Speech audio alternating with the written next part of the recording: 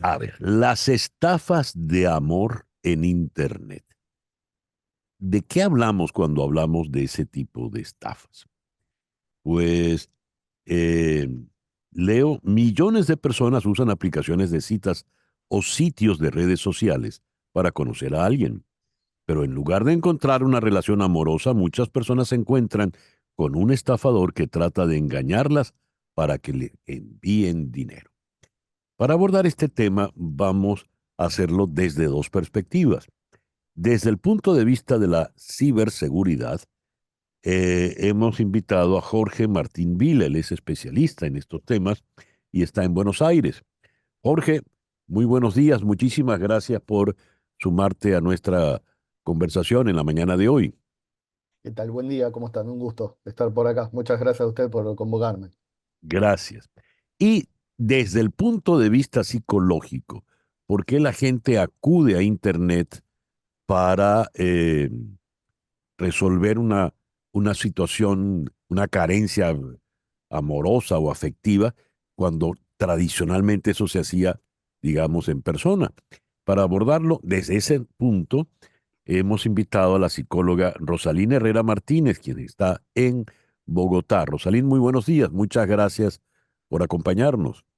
Muy buenos días, César Miguel, y gracias por la invitación. Y buenos días, Jorge. ¿Qué tal? Muy Buenos bien. días, Rosalín, ¿cómo estás? ¿En Bien, qué gracias. consiste esta estafa romántica o amorosa por Internet, Jorge? Bueno, en primer lugar, consiste por un lado en un perfil que puede ser de captación precisamente para las personas que necesitan y valiéndose de la necesidad de estos vínculos, ¿sí? Que quizás en la vida cotidiana o en el mundo físico no lo pueden lograr, entonces encuentran dentro de estas aplicaciones una posibilidad de relacionarse. Por otro lado, del lado del atacante o de la atacante, vamos a llamarlo así, como para ponerle Ujú. un nombre, explotan por un lado el anonimato que le brinda el ciberespacio, eh, para crear todo su perfil y para también utilizar esta necesidad de la persona del mundo físico en el ciberespacio para, lógicamente, para obtener esta relación, ¿no? Este vínculo. Sí, esa necesidad, has dicho la palabra exacta que le voy a plantear a Rosalín, porque esa necesidad o esa carencia afectiva se resuelve vía Internet y no como, digamos, a la vieja usanza que era en la realidad. Claro, mira, la necesidad de amor y compañía es una necesidad humana universal. Entonces, digamos que en estos tiempos de avances tecnológicos, pues después de la pandemia vimos que esta es una manera de poder relacionarse y de poder, ojo que ya ocurría antes, pero vimos que era una forma de no perder el contacto, no perder la conexión humana con otros. Ujú. Por tanto, pues cada vez más con la sofisticación de estas aplicaciones, pues bueno, hay un acceso más rápido, más inmediato, en muy poco tiempo, donde se rompen las barreras de las distancias, ¿no? Geográficas, y esto aumenta la probabilidad de que la gente pues no solamente tenga que ir a conocerse en un bar o en una fiesta o en el parque, sino que da una manera distinta de conocer personas. Claro. Ahora, ¿la estafa funciona de qué manera y en qué momento, Jorge? Esa es una muy buena pregunta. ¿De qué manera sabemos que por intermedio, estrictamente hablando, de aplicaciones como puede ser Tinder, Ujú. pero ese es el medio, ¿no? Ahora, el por qué funciona, es todo un punto de análisis el por qué funciona. Tal cual, y siguiendo la línea de Rosalín, la necesidad de estar con alguien, de compartir momentos, a eso le vamos a juntar el bajo gasto de energía, vamos a llamarle para hablarlo orgánicamente, ¿no? La persona necesita tener un beneficio con el menor gasto de energía posible. Hoy Ujú. estamos todos y todas con un celular en la mano, por lo tanto el gasto de energía es prácticamente cero. Entonces eso hace, no solamente, ahí voy a hacer un paréntesis, no solamente el hecho del alcance del celular, sino a la cantidad de personas que uno tiene al alcance en forma simultánea, ¿sí? Tengamos en cuenta que es solo un movimiento de un dedo. Por lo tanto, si lo vemos orgánicamente el gasto de energía, ahí tenemos un ítem del por qué funciona. Y después por la Ujú, cantidad de alcance que tiene en muy corto tiempo, ¿no? ujú. Pero la estafa, ¿dónde está? Porque una primera estafa es que me haga yo pasar por quien no soy, ¿verdad? Entonces, digo Bien, que tengo... bien. Ujú, Vos sabés que ahí tenemos un punto crítico, porque es muy difícil determinar que existe la estafa. ujú, Más que nada porque la víctima muchas veces reconoce la estafa, pero también reconoce el sentimiento. Ahí Rosalín creo que lo puede profundizar un poco más, ¿no? Este sí, vínculo entre sí, las personas. Pero la estafa comienza cuando no existe la devolución, en este caso usando la variable del dinero, no existe la devolución del dinero del atacante a la víctima. Ahí es donde se empieza a configurar la estafa. Y en un mm, momento se pierde la comunicación. ¿Sí? ajá. ¿Cómo embauca el estafador a la víctima? Eh, ¿Por qué la víctima se deja embaucar, Rosalind? Eh, sí, bueno, varias cosas, ¿no? Importante no culpar a la víctima, porque realmente todos estamos en la capacidad de ser estafados, ¿no? Por eso decía, la necesidad de amor y compañía es universal para todos los humanos. Y entonces, pero aquella persona que está, digamos, más vulnerable, por ejemplo, se han estudiado algunos como criterios que pudieran hacer que las personas sean más proclives, por ejemplo, una persona que ha estado bajo un estado importante de estrés, ¿no? Que ha sido despedida, que perdió sus propiedades, que acaba de pasar por un divorcio, puede aumentarse el riesgo, ¿sí? Ya. Que una persona que se siente sola, una persona que se siente aislada, un adicto sexual, por ejemplo, que Ujú, usa las aplicaciones con frecuencia, y todas son como variables que van como incrementando el riesgo para las personas. Pero en sí, todos estaríamos, lamentablemente,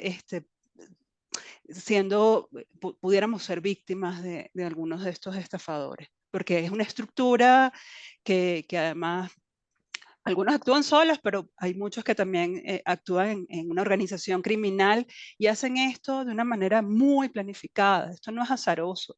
mm, A las víctimas se le perfila, o sea, se elige a quién compartió más información, ya. quién de alguna manera puede confiar más, es más o menos eso. ¿Cómo eso funcionarían esas bandas delictivas y que acaba de mencionar Rosalind, Jorge?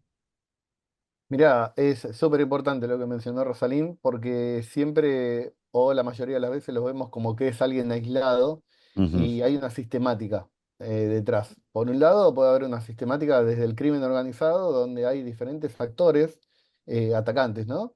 Que utilizan las aplicaciones y las vulnerabilidades sobre la necesidad de las víctimas para explotar eso. Por otro lado, también lo podemos ver con un perfil, igual no quiero invadir el área de conocimiento de Rosalín, pero ujú, quizás está más vinculado a un perfil psicológico específico, por ejemplo, un acosador, que ya ujú, tiene otro tipo de finalidad y no se configura en estafa ahí porque el marco delictivo es otro. Pero puntualmente en la estafa, el hecho de que esté más vinculado a una cuestión piramidal, para hablarlo desde ese punto de vista, ujú, y como se sabe que el beneficio de ese tipo de estafa es muy alto, y aparte hay otra variable que es la culpabilidad de la víctima. O sea, es muy difícil que, que el estafador no diga, no, bueno, en realidad reconozco que estafé, sino que, no, se enamoró de mí. Entonces me prestó el ujú, dinero por propia voluntad. Entonces, esa es la clave final para la configuración de la estafa y que funcione.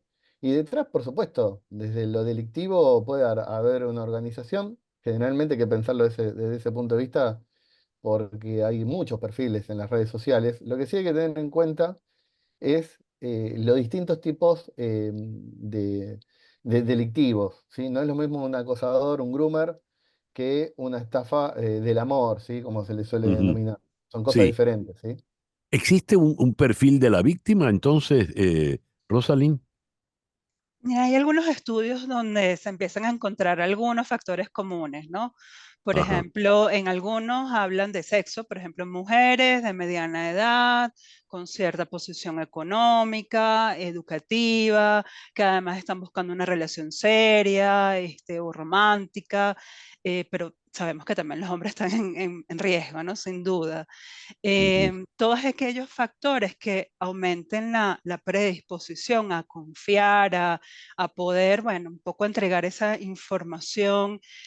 Hablan, por ejemplo, algunos estudios de si una persona está compartiendo datos de fecha de nacimiento, estado civil en sus perfiles, obviamente aumenta el riesgo para los sí. ciberdelincuentes, ¿no?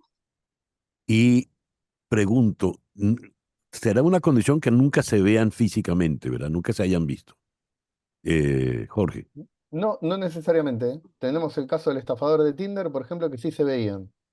Mm, Menciono el estafador de Tinder porque está el documental en claro. Netflix, por ejemplo, y sí, se llegaba a encontrar con las víctimas. Se había armado un perfil del lado del estafador que eh, tenía mucho dinero, ¿sí? Es un perfil tradicional en este tipo de Ujú, personas, en donde no muestra vulnerabilidad, ¿sí? Y se retroalimentaba del dinero que les daban sus víctimas. Pero sí hay un encuentro. Por eso ahí está la diferencia, una de las diferencias del groomer o del acosador virtual, ujú, con respecto a este tipo de estafas. Muchas veces llega, y ahí Rosalind dijo algo importante, que va más allá del género. En el caso, o por lo menos lo que se ve, lo que se ujú. llega a ver acá en Argentina, es que en el caso que la mujer sea la atacante, las consecuencias pueden ser mucho peor que de que el hombre sea el atacante. Termina el Caray. famoso caso de Viuda Negra. Sí, la mujer cuando es mala es por lo visto peor que el hombre. Sería así. Sí, no me animo a decirlo en esos términos, pero digo, Sí.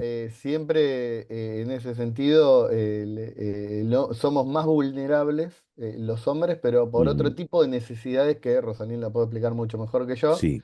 Desde el mundo del ciberespacio, yo simplemente a lo que voy es que hay más cantidad de casos de hombres hacia mujeres, siendo víctimas mujeres, pero hay más Ujú, casos fatales de mujeres siendo víctimas hombres.